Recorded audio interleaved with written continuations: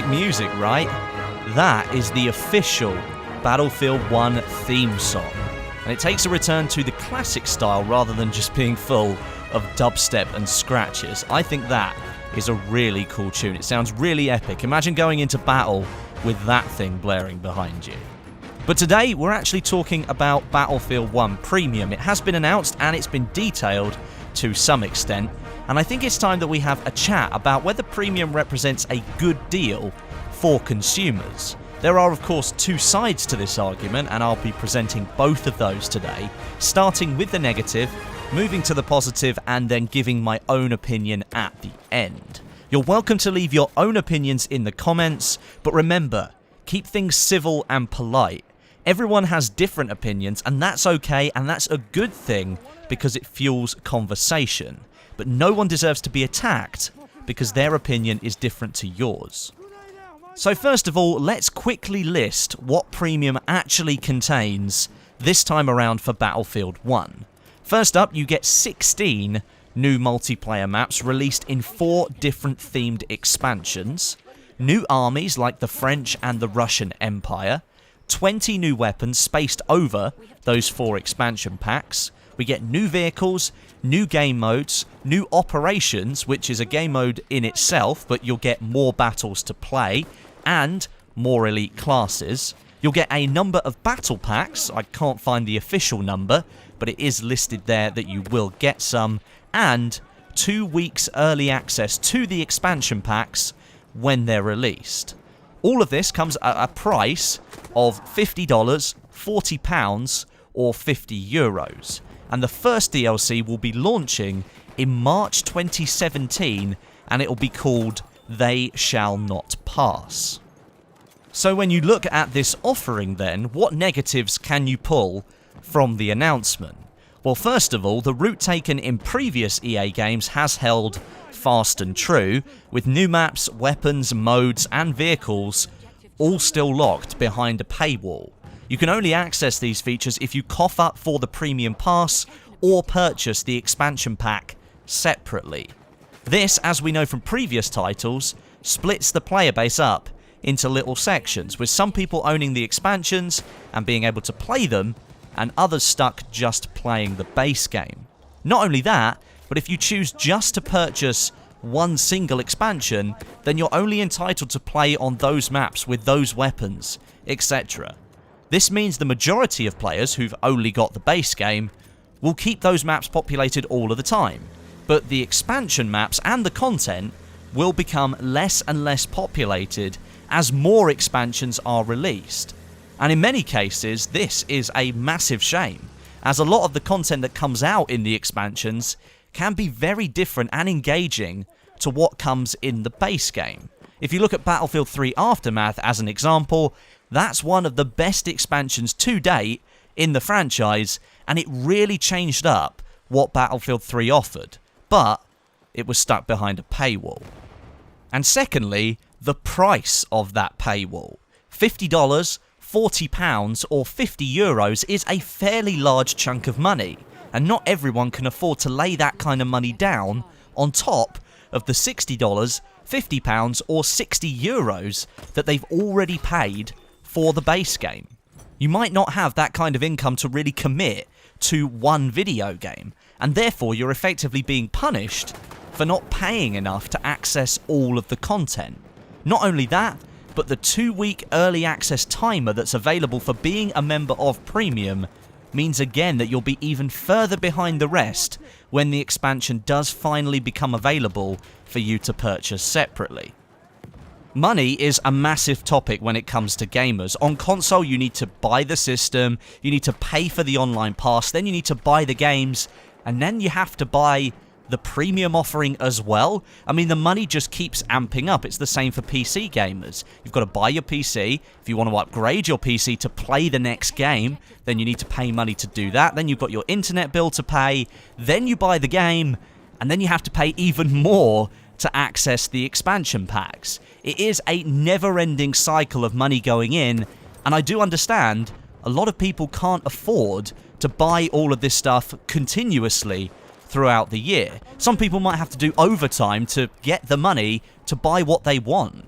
And of course, that makes people angry because some people say, well, this content should just be included for free. And I can understand that mentality as well, because in the past, some DLC has been free and some of it hasn't.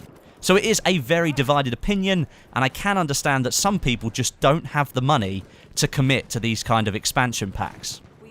So those were the negatives.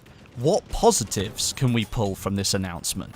First of all, I'd say that you can probably guarantee that Battlefield 1 will not only see content updates, but bug fixes and technical updates all the way through 2017 and maybe even into 2018 as well. And I say that because Battlefield 1's premium offering seems to be following a very similar method to the Star Wars Battlefront system, where the first paid DLC was released in March, and then the following was released throughout that year, to a point where today we're still waiting for the third and fourth DLCs for Battlefront to be released. That's a really nice spread of content over a whole year later after the game actually comes out. And then secondly, you need to look at the content itself. DICE are offering 4 maps per expansion, new game modes, 20 new weapons, elite classes, new vehicles, and more for a price that matches what some other studios are charging for a lot less content. If you look at Call of Duty, for example, expansions there only really include one multiplayer map, which is what the majority of players will be interested in. Yes, I know they have zombies, but Battlefield 1 doesn't have a co-op mode, so you really can't compare it there. In terms of the amount of content actually delivered, DICE are representing what I feel is a very good value for money deal when you break it down. I'll use American dollars for this. $50 divided by 4 expansions is $12.50. For 4 maps, 5 weapons per expansion, and new modes, operations, elite classes, and vehicles. However you look at it, for $12.50 every 2, 3, 4 months, that's a very good deal. If you compare that kind of value for money and then look at another form of entertainment for comparison, most people play games in the evening after work, right? Well, sometimes you go out with your mates in the evening after work, you go and have some food, you have some drinks, and generally you'll have a good night. And that's another thing people do to entertain themselves all the time. Don't worry, I live in a town where there are plenty of clubs and people walking past my flat every night completely drunk out of their face. Well, that would probably cost you more than $50, am I right? And that's just for one night of entertainment with your friends. Premium offers you all of that content for $50 to be played whenever you want, for however long you want. Hundreds of hours of entertainment that really can't be rivaled in terms of value. So what can we take from all of this then? In my own personal opinion, I do think it is a big shame that DICE and EA couldn't find an alternative solution, or didn't choose an alternative solution, to fund their post-launch operations and fell back to the premium model. It does stand true that the model splits the player base and almost wastes very, very good content when the next expansion is released, as everyone will just move on. I do understand that DICE and EA are a company and do need to make money. I totally get that, and to be fair, I'm more than happy to pay the price to access the content, because I know it's a good deal.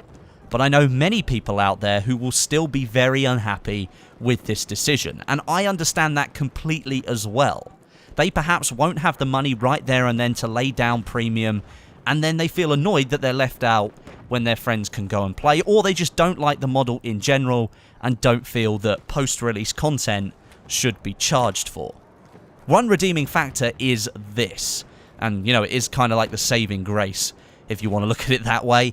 The first paid DLC doesn't launch until March 2017, and that's a good 6 months after the release of the game.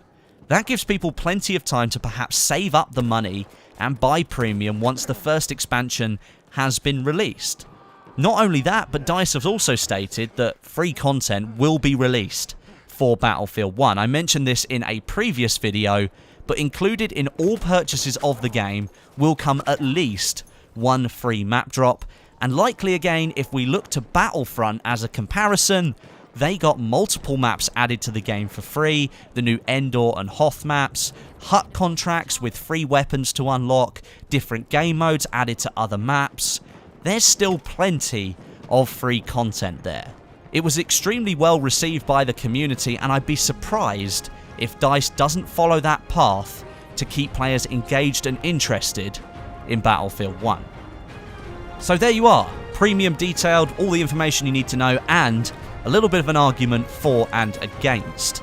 I think we all knew that premium was coming, and it's bound to cause a split opinion.